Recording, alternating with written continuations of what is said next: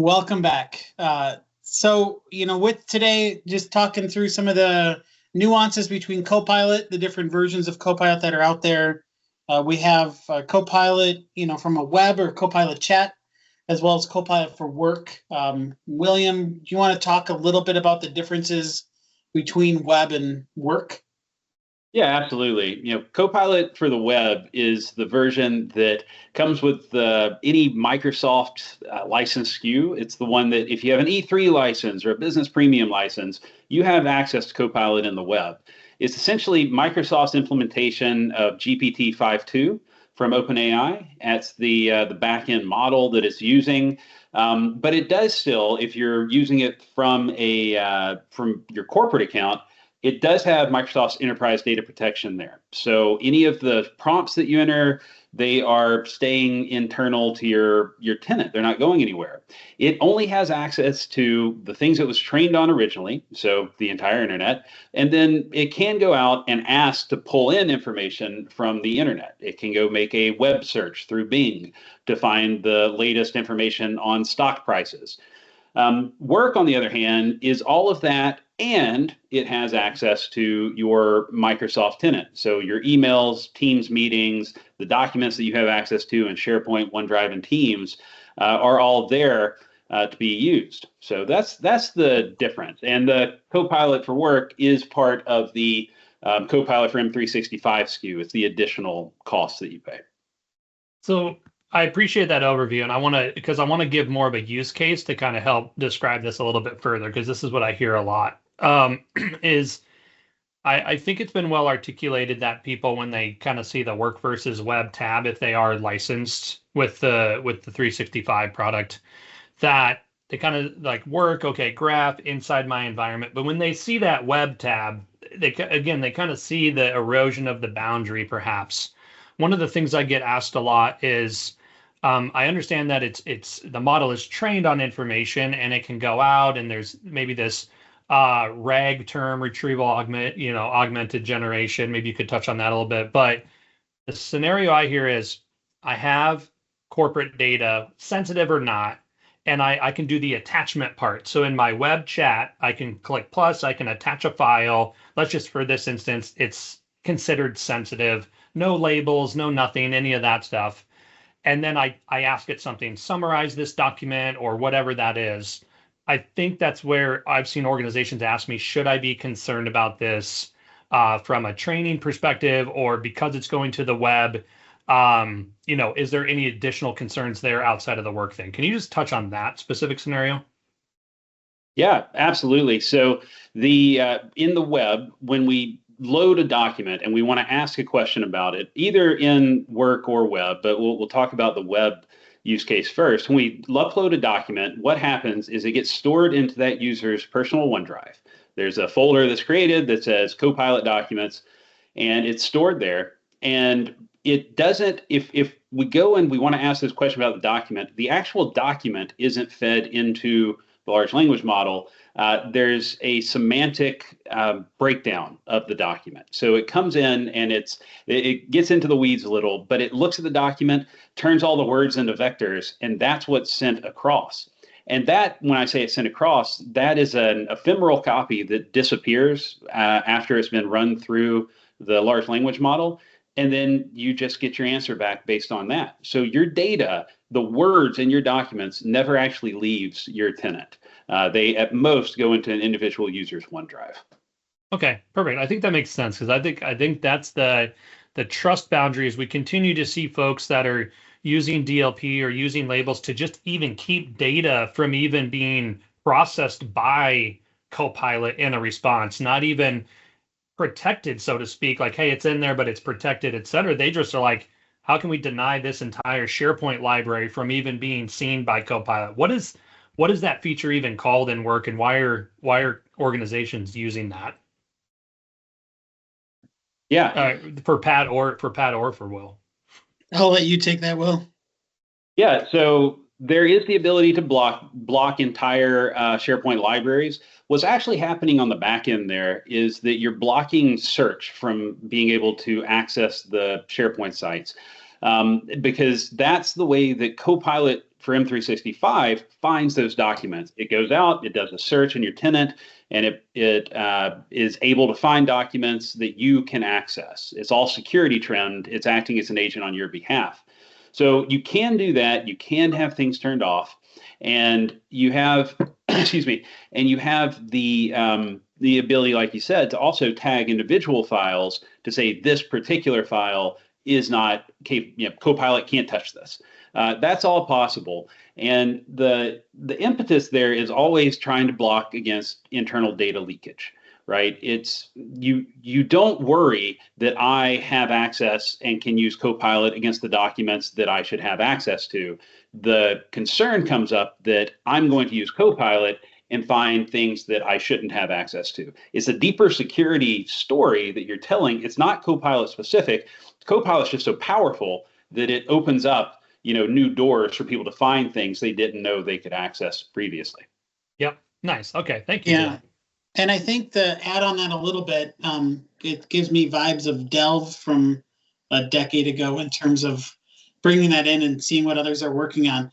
But the other piece I think is key is from a permission perspective. So Will, you touch on this of if you have access to it, you're able to see it. If you don't have access to it, you can't see it. So I think that puts a little more maybe focus in on permissions where some organizations may not have that focus today for it. So certainly the sharing settings becomes probably the key takeaway there from, you know, making sure folks aren't giving everyone access to their OneDrive or giving, you know, everyone access to an HR or specific confidential area unknowingly. So that's probably the key takeaway from a permissions perspective.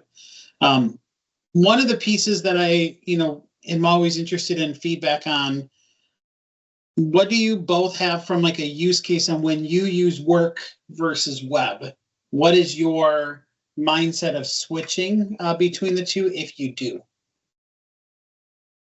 Yeah, I'll go first. I use web a lot because we help clients set up use cases and we help them identify those. And I want to generate the information I'm going to use for prompting for our clients. And I don't want that to use any information from within RSM. I want that if I'm worried about a client that is interested in comparing two NDAs, and I want to come up with a first draft of a prompt, I'm going to go use web so it doesn't pull in any of our information. Conversely, I make this joke all the time that if RSM ever takes away my Copilot license, I will pay for it out of pocket because I can't live without the transcription and the Teams aspect. So I obviously Teams requires work, and I do that there, as well as just using work as a very, very efficient search engine when I need to find corporate specific, company specific data. JB? Yeah, it's interesting. I kind of tie my two together as well. I use web and then I go right to work in the same kind of scenario. So, you know, a lot of times I'll either get pulled into a call randomly, prospect call, client call, doesn't matter. So one thing is just immediate, like, you know, web research, you know, what's going on with them? Is there anything I can mention on that call to sound like, you know, to make it us understand what that client is going through right now, obviously any background information. So that's kind of one thing on the web side. And then again, working with the organizations, doing a lot of maybe assessment work or advisory based work. I love the transcription stuff. And then I throw that into like an LM notebook or like a OneNote notebook now, the new versions with Copilot, and then feed all those raw transcripts and files. And then I can share that out with the teams, the project team, and say, hey, you know, let's just feed all of our data as we collect it into here, IRLs, DRLs, all that type of stuff. And then ask it questions about a project. And that has been very fruitful recently, and even audio recordings and transcriptions or what have you. So yeah, I like those two things together to help me in my daily life. And like you said, you know, I saw a quote or a meme earlier that was like, you know, my bosses are telling me that AI is, you know, coming for my job. And I said, I've already replaced myself with AI because I'm using it so much. Right. So we're already ahead of the curve and ahead of the game by using it. So that was fun. Yeah. Well, I think the conversation obviously focused a little bit today on the difference between work and web items to consider, for it as we take a look at some future videos from that side of it, maybe dive a little more into some use cases, how we're leveraging it across different platforms and different tools.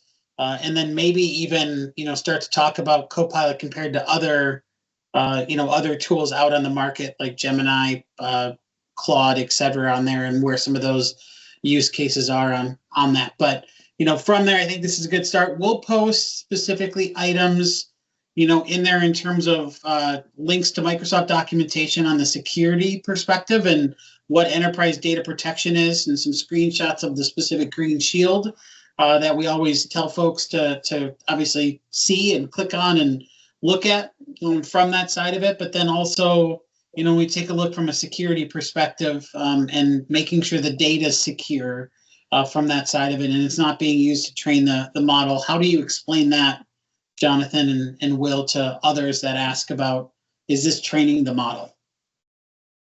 My original, it comes up a lot. It really does in client conversations. It's, hey, I don't want our data to be used to train the model.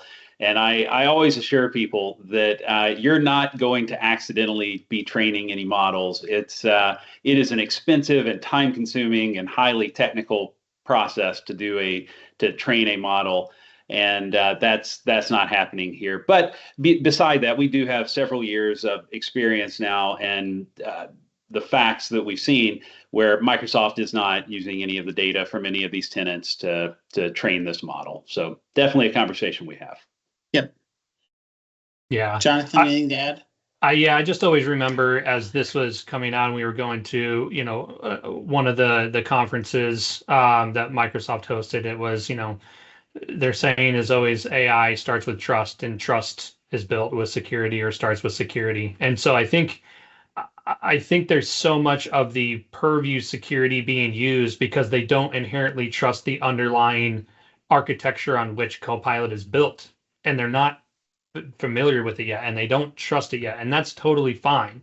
So that's where I think us continuing to educate on what you're using inherently before you even touch an RBAC control or a sensitivity label or a DLP policy is becoming comfortable with how web versus work works, what's going on in the background. And to your point, Will, we do need to get a little bit technical. We do need to get a little bit into the weeds so that people understand what they're entering into the system and what information is going in there so that they can start to feel more comfortable. And I think as they become more comfortable with that, then they'll understand what the purview layer of the Better Together story is there as we continue to talk about that. Yeah.